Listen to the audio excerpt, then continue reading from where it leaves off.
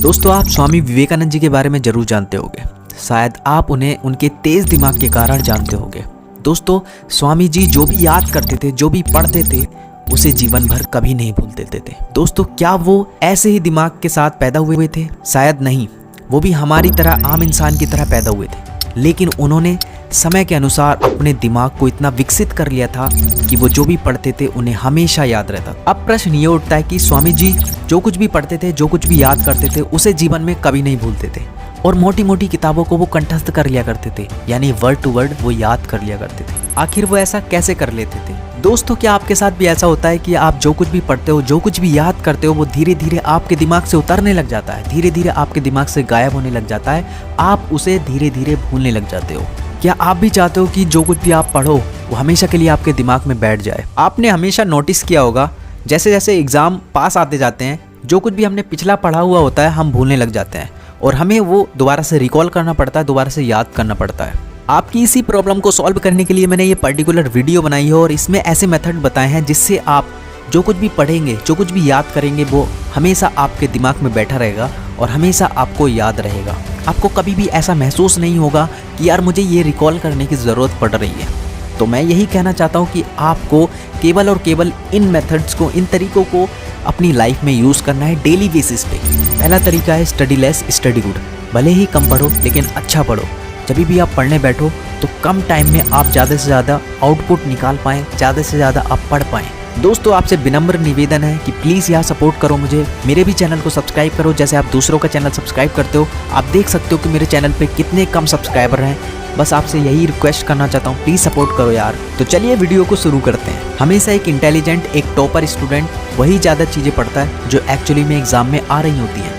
आपको भी दोस्तों ये पता लगाना है कि कौन कौन सी चीज़ें, कौन कौन से ऐसे टॉपिक्स हैं जो एग्ज़ाम में आ सकते हैं, जो ज़्यादा इंपॉर्टेंट रखते हैं, वही चीज़ें आपको पढ़ना चाहिए। दोस्तों, ऐसा कभी भी नहीं होता कि जो कुछ भी आप पढ़ रहे हो, जो कुछ भी आप याद कर रहे हो, वो सारा ही कुछ आपके एग्जाम में आ जाए। केवल 20% क्वेश्चन ही आपके सिलेबस से आते हैं और वो 20% पढ़ा हुआ आपका 80% रिजल्ट ला सकता है। आपने देखा होगा कि कुछ बच्चे केवल 20% ही पढ़ते हैं और वो काफ़ी कम समय में उस सिलेबस को कंप्लीट करके अच्छे अंक प्राप्त कर जाते हैं, आपके बराबर अंक प्राप्त कर जाते हैं। तो ऐसा होता क्यों है? दोस्तों, केवल यही है कि वो 20% टॉपिक्स पढ़ लेते हैं और वो इम्पोर्टेंट टॉपिक होते हैं जिन्हें आपको पता होना चाहिए कि यार कौन कौन से टॉपिक आ सकते हैं एग्जाम के पर्सपेक्टिव से। तो हमेशा याद रखिए कि वही 20% पढ़ने की कोशिश कीजिए जिनसे एग्जाम में क्वेश्चन पूछे जा सकते हैं। बात साल 1906 की एक फेमस इकोनॉमिस्ट विल्फ्रेडो पेरेटो ने एक सिद्धांत दिया जिसे 18-20 का रूल कहा जाता है, जिसके अकॉर्डिंग आप 20% एफर्ट्स लगाकर 18% रिजल्ट ला सकते हो। चलिए मैं आपको एग्जाम्पल के थ्रू समझाने की कोशिश करता हूँ। 18% पैसा और ज़मीन इस दुनिया के केवल 20% लोगों के पास है। 18% क्राइम इस दुनिया के केवल 20% लोग करते हैं। 18% टाइम हम केवल 20% ही कपड़े पहनते हैं। 18% अल्कोहल इस दुनिया के केवल 20% शराबी पी जाते हैं। 18% इन्वेंशन इस दुनिया के केवल 20% साइंटिस्ट लोग करते हैं। और यही बात हमारे चैनल पे भी लागू होती है कि 18% वॉच टाइम उन्हीं लोगों से आता है जिन लोगों ने हमारे चैनल को सब्सक्राइब नहीं कर रखा है। तो प्लीज़ आप भी उन 20% लोगों में आइए और चैनल को सब्सक्राइब कीजिए। सो इन सारी बातों और इन सारे एग्जाम्पल के थ्रू हमने ये कंक्लूजन निकाला कि केवल हमें उस 20% सिलेबस पे ही फोकस करना है जिससे एक्चुअली में एग्जाम में क्वेश्चन फ्रेम किए जाते हैं, जिससे सबसे ज़्यादा संभावना होती है, जिससे सबसे ज़्यादा पॉसिबिलिटीज़ होती हैं कि इससे ही क्वेश्चन आएगा। उन्हीं सारे टॉपिक्स और सब टॉपिक्स पे हमें फोकस करना है। तो ऐसे पढ़िए ताकि आपका कम समय लगे और आप ज़्यादा से ज़्यादा सिलेबस कंप्लीट कर पाएँ और 80% आप आउटपुट यानी रिजल्ट ला सकें। दोस्तों, ये था हमारा पहला तरीका, study less but study good. कम पढ़ो लेकिन अच्छा पढ़ो। तो चलिए दोस्तों, बढ़ते हैं अगले तरीके की ओर, अगले मेथड की ओर। Start studying in the morning. दोस्तों, अगर आप कुछ हासिल करना चाहते हैं, कुछ प्राप्त करना चाहते हैं, तो आपको त्याग तो करना पड़ेगा।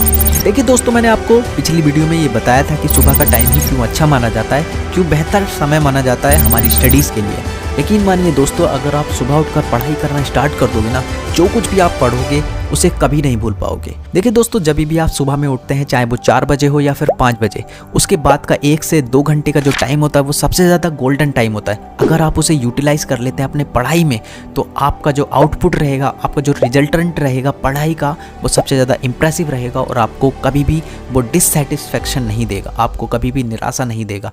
अगर आप भी चाहते हो कि जो कुछ भी आप पढ़ो, जो कुछ भी आप याद करो वो हमेशा आपको याद रहे, तो आज से ही मॉर्निंग में पढ़ाई स्टार्ट कीजिए। अगर आपको कुछ हासिल करना है, कुछ पाना है, तो आपको आज ही से ये कदम उठाने होंगे। तो चलिए बढ़ते हैं तीसरे तरीके की ओर। सुबह के टाइम पे हमारा माइंड फ्रेश एंड क्लियर रहता है, हमारा हाई कंसंट्रेशन रहता है और फोकस बहुत शार्प रहता है, और हमारे दिमाग को, हमारे ब्रेन को ऑक्सीजन भी प्रॉपर मात्रा में मिलती रहती है। Take rest between studies. देखिए दोस्तों, पढ़ाई के बीच बीच में माइंड को फ्रेश करना भी बहुत ज़्यादा इंपॉर्टेंट है। अगर हम बीच बीच में रेस्ट लेते हैं 5 मिनट 10 मिनट का, तो हमारे माइंड को एक बूस्ट मिलता है। इसी बात को दोस्तों मैं आपको एग्जांपल के थ्रू समझाने की कोशिश करता हूँ। देखिए दोस्तों, जब आप मोबाइल्स को चलाते हैं, कंप्यूटर्स को ऑपरेट करते हैं, तो बीच बीच में वो हैवी लोड आ जाने के कारण वो हैंग होने लग जाते हैं। बिल्कुल इसी तरह हमारा दिमाग, हमारा ब्रेन भी हैंग होने लग जाता है जब हम कोई हार्ड टॉपिक पढ़ते हैं, कोई टफ कॉन्सेप्ट को समझने की कोशिश करते हैं। तो आपको बीच बीच में रेस्ट लेना बहुत ज़रूरी है। आप तो चलिए बढ़ते हैं अगले तरीके की ओर, टेक अ प्रॉपर स्लीप। देखिए दोस्तों, एक स्वस्थ व्यक्ति को 6 से 7 घंटे की नींद लेना बहुत ज़्यादा आवश्यक है। अगर हम ऐसा नहीं करेंगे तो हमारी बॉडी पूरी तरह से रिलैक्स नहीं कर पाएगी, पूरी तरह से आराम नहीं कर पाएगी, जिसके कारणवश हम अगले दिन टायर्ड महसूस करेंगे और पूरी तरह से अपनी पढ़ाई पे फोकस नहीं कर पाएंगे। सो दोस्तों, ये थे कुछ ऐसे तरीके, ऐसे मेथड्स जिनकी हेल्प से आप अपनी मेमोरी पावर को इंक्रीज कर सकते हो, और आप जो कुछ भी पढ़ोगे, जो कुछ भी याद करोगे, आप उसे लॉन्ग टाइम तक अपनी मेमोरी में स्टोर करके रख सकते हो। सो दोस्तों, इन्हें अपनी डेली बेसिस पे इस्तेमाल कीजिएगा और डेली बेसिस पे इन्हें यूज़ कीजिएगा, तभी आपको ये फ़ायदा पहुँचाएंगे। दोस्तों, मेरी वीडियो बनाने का केवल एकमात्र रीज़न ये है ताकि मैं लोगों की लाइफ्स को इम्प्रूव कर सकूं, लोगों में पॉजिटिव इम्पैक्ट ला सकूं, एक पॉजिटिव रेवोल्यूशन ला सकूं, ताकि उनकी लाइफ्स को मैं बेहतर बना सकूं। और दोस्तों, अगर आप मेरी जर्नी में सपोर्ट करना चाहते हैं तो प्लीज़ सब्सक्राइब कीजिए और बेल आइकन को प्रेस करके आप पढ़ाई पे ध्यान दीजिए। Thank you for watching this video.